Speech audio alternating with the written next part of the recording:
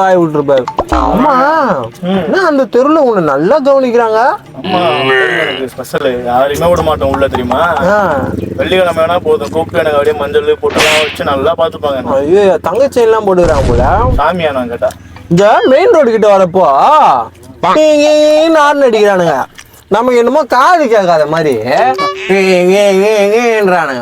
Main மிட்ட தானே நம்ம நிக்கிறோம். நம்ம என்ன காத ஏய் ஒருத்தன் அதான் தெரிய மாட்டேது.